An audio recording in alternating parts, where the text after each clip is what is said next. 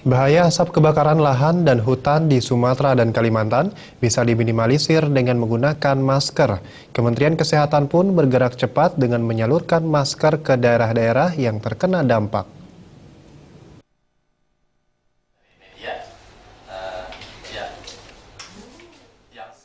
Direktur Penyihatan Lingkungan Kementerian Kesehatan Dr. Imran Agus Nurrali mengatakan bahwa Kemenkes melalui Direktorat Pelayanan Farmasi sudah membagikan masker kepada masyarakat sebanyak kurang lebih 65.000 masker, dibagikan melalui Dinas Kesehatan Provinsi Riau. Menurut Imran, pembagian masker dilakukan untuk mengurangi bahaya asap kebakaran. Lebih lanjut, Imran menjelaskan bahwa asap terdiri dari dua elemen partikulat, debu dan gas. Bahaya partikulat debu bisa ditanggulangi dengan menggunakan masker.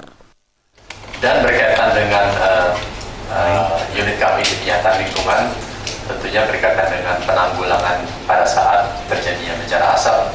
Kita harus tahu, tadi kami juga dapat laporan dari berbagai dari Dinas Kesehatan, khususnya di 6 provinsi. Maksud saya menerima laporan tentang ketersediaan masker, ya, ketersediaan masker di Dinas Kesehatan maupun kami punya UPT. UPT itu Balai Teknik Kesehatan Lingkungan Pengendalian Penyakit BTKLPP.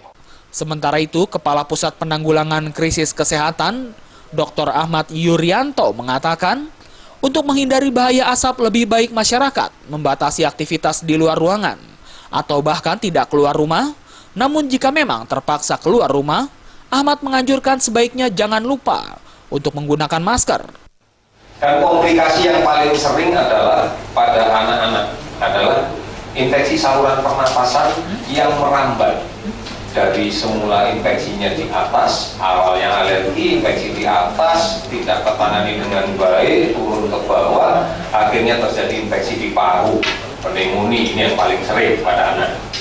Kenapa? Anak pertama, daya tahan tubuhnya lemah. Dari Jakarta, Adi Darmawan dan Wayan Agus melaporkan.